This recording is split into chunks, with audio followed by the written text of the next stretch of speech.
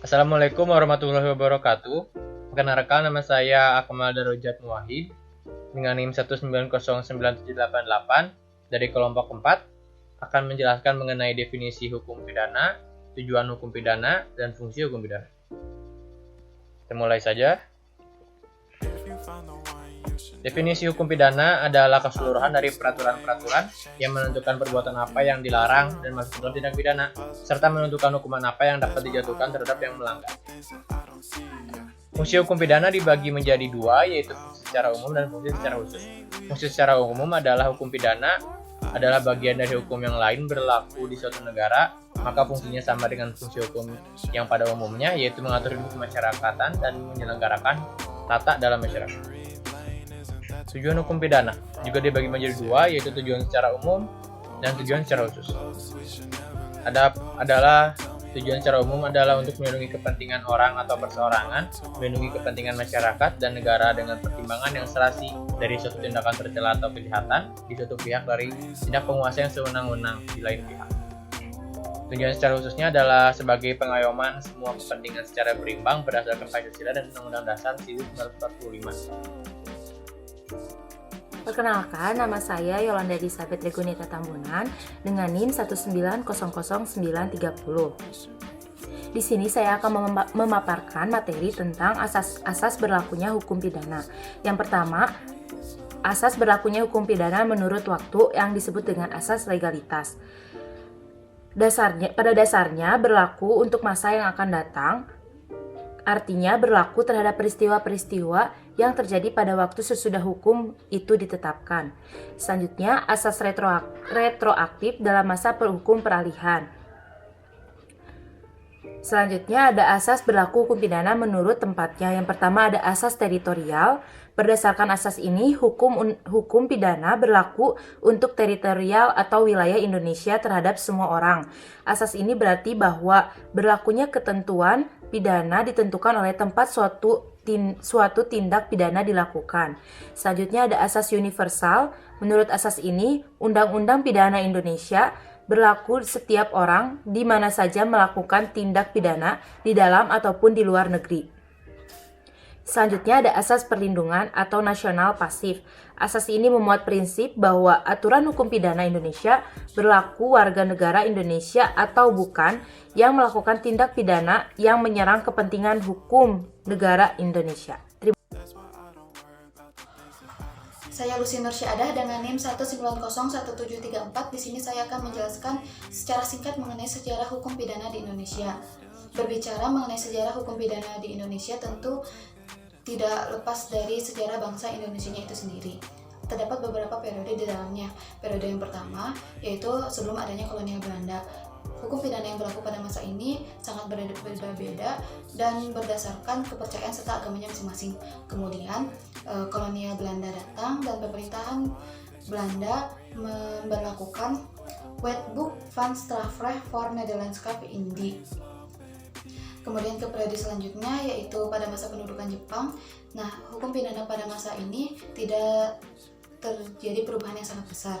Kemudian ke periode selanjutnya yaitu periode kemerdekaan. Untuk menghindari kekosongan hukum, maka pemerintahan Republik Indonesia memberlakukan Wetboek van Strafrecht voor Nederlandschap Indie berdasarkan pasal 2 aturan peralihan Undang-Undang Republik Indonesia tahun 1945. Dengan seiring berjalannya waktu, diubah namanya menjadi Wetboek van Strafrecht dengan terjemahan Kitab Undang-Undang Hukum Pidana atau yang biasa disingkat KUHP. Kenalkan, nama saya Soleh Lipardo. Di sini saya akan menyampaikan materi kelompok mengenai sumber hukum pidana di Indonesia. Baiklah teman-teman semua, langsung saja. Di sini ada 3 sumber hukum pidana di Indonesia yang kelompok kami dapatkan, yaitu yang pertama, KUHP atau Kitab Undang-Undang Hukum Pidana. KUHP ini sebagai sumber utama hukum pidana Indonesia. Yang kedua adalah undang-undang di luar KUHP yang berupa tindak pidana khusus. Dalam hal ini, misalnya Undang-Undang Pemberantasan Tindak Pidana Pencucian Uang, Undang-Undang Tindak Pidana Ekonomi, dan lain sebagainya. Dan yang terakhir atau ketiga adalah hukum adat atau hukum pidana adat. Keberadaan hukum adat ini masih berlaku berdasarkan Undang-Undang Darurat Nomor 1 Tahun 1951 Pasal 5 Ayat 3 Bagian B.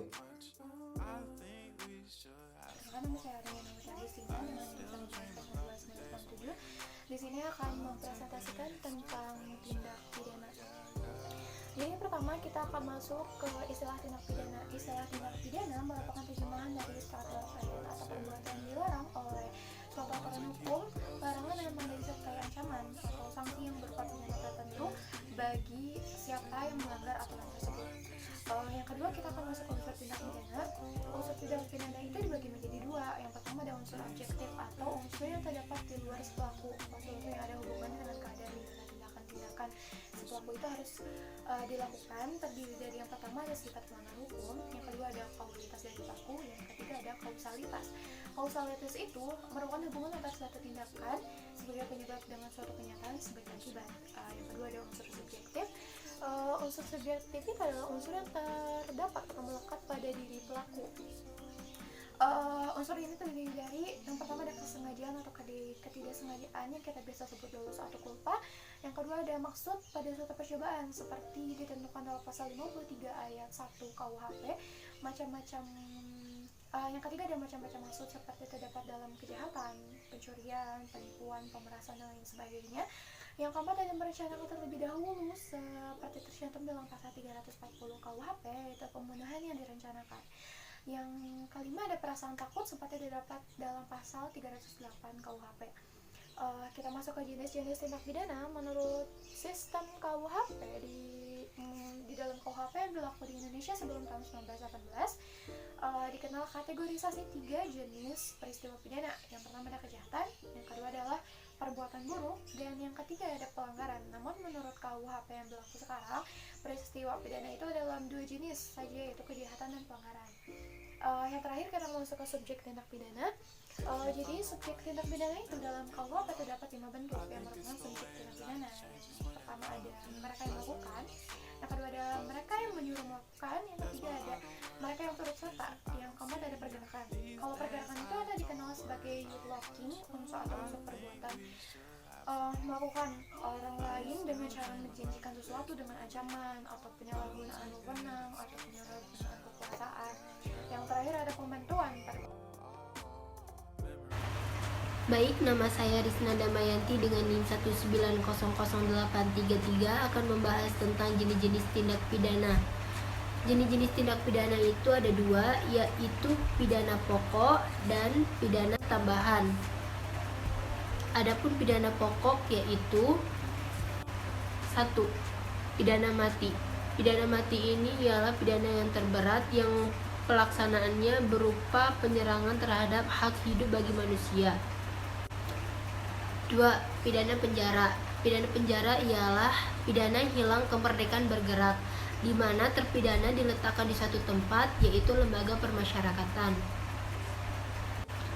3. Pidana kurungan. Pidana kurungan ini sifatnya sama seperti pidana penjara, di mana hilang kemerdekaan bergerak. 4. Pidana denda.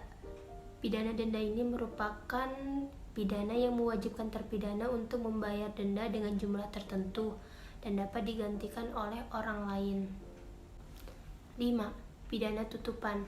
Pidana tutupan ini ialah ditambahkan melalui Undang-Undang Nomor 20 Tahun 1946 ke dalam pasal 10 KUHP sebagai pidana pokok, yang mana hakim boleh menjatuhkan pidana tutupan. Bisa dilihat ya dalam pasalnya.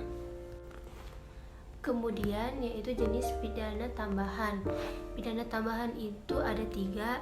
Yang pertama pidana pencabutan hak-hak tertentu, yang kedua pidana perampasan barang tertentu, dan yang ketiga pidana pengumuman putusan hakim. Sekian. Wassalamualaikum warahmatullahi wabarakatuh. I think it's the way life changes when in love, yeah. I surround myself